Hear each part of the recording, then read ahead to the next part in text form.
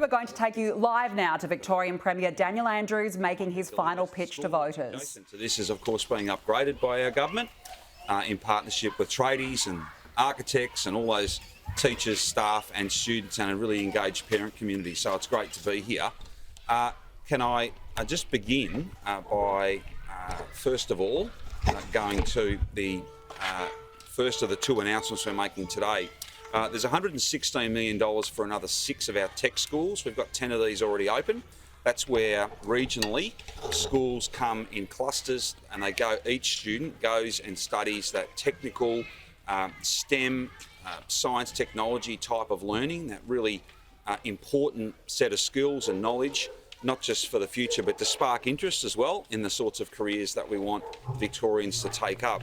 Those 6 additional tech schools will mean that we have in the order of about 62,000 extra students who are able to get the skills and experiences and the awakening in some respects to so many careers of the future.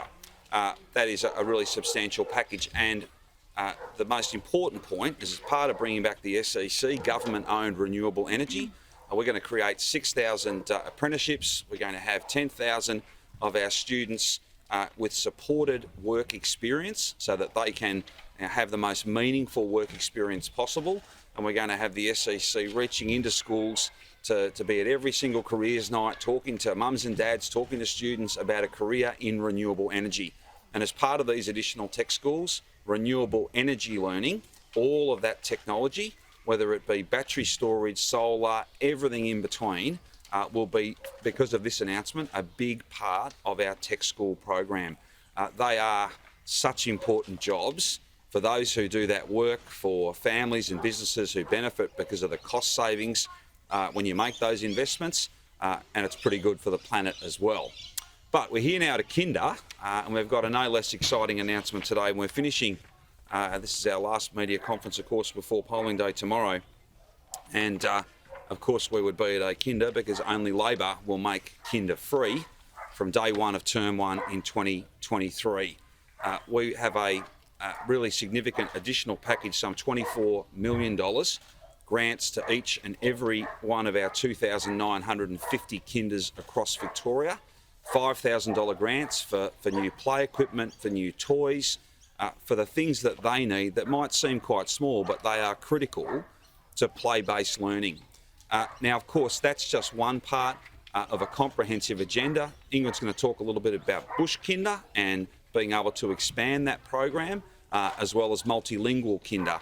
And that's a really important part of supporting our cultural diversity, the multiculturalism that is such an important part of who we are. Kinder will be free next year, $2,500 saving per child per year, but only under a Labor government.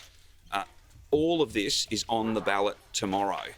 Of course, free Kinder, free TAFE, bringing back the SEC, government-owned renewable energy to cut bills, to cut emissions, and to create 59,000 jobs, getting the profit out of your power bill, making sure that electricity in our state is for people, not profit.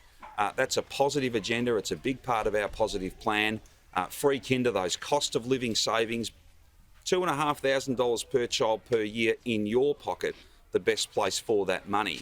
But also we know that that's going to allow more women to go back to study, to work more hours, to also perhaps just have more balance in their family life. As well, of course, that's great news for the Victorian economy, but it's also fantastic news for our smallest Victorians because 90% of a child's brain develops in those first 5 years. It's a precious time, and if we invest and we give every young Victorian the best start, then they'll have the best life. That's not a cost, it's a profound investment in the future, and it's completely free in 2023, but only under a Labor government.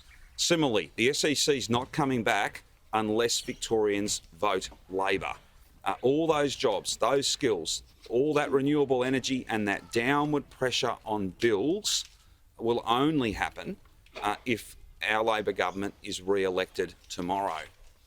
Now, I'm going to ask Lily and also Ingrid just to speak to the announcements we've made today. But before I do that, it's very important to also talk about what's at risk tomorrow. What are the alternatives? A vote for Labor is a vote to cut your bills. A vote for the Liberals is a vote to cut jobs. So you can cut bills by voting Labor or cut jobs by voting Liberal. They are going to cancel the level crossing removal program. Why would you do that? Why would you cancel those jobs? Why would you leave those boom gates in place, dangerous, congested, holding us back? Why would you do that? That's what their costings, so-called, indicated yesterday. Just as we're trying to bring back the SEC, of course it was sold by the Liberals, they announced yesterday at 4 o'clock yesterday that they've now got a plan to sell our water and our water treatment system. Same story. Same story. Sell it off to big, greedy companies who will make families pay more. The only way to stop that happening is a vote for Labor. So we have a very positive plan, an optimistic plan, and the choice could not be clearer. Free TAFE, free Kinder, bringing back the SEC, government-owned renewable energy to cut prices, to make sure that we're doing something practical about the cost of living, as well, of course, stopping the Liberal Party from scrapping projects, cancelling projects, making the economy smaller, cutting jobs. What does that do for the cost of living? It does nothing good. Cost of living starts with having a job. And if you cancel projects, if you cut the level crossing removal program, for instance, then we don't get the benefits of those projects and we see many thousands of people out of work. In fact, it's not just level crossings. They will cut it all. They're auditing everything. Yesterday, they audited, in their language, the level crossing program, and they've cut it. That's not a vision for the future.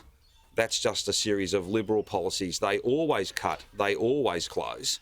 And the only thing standing between them and selling off our water and water treatment is a vote for Labor. We've got a positive plan, and there's a very different alternative, from our political opponents. But I can't tell you how pleased I am to finish our last media conference of the campaign here at an absolutely outstanding Kinder. These investments, they're so important, and $5,000 for each and every one of those almost 3,000 Kinders across the state, that'll give them that practical support that they need to buy new toys and new equipment for play-based learning.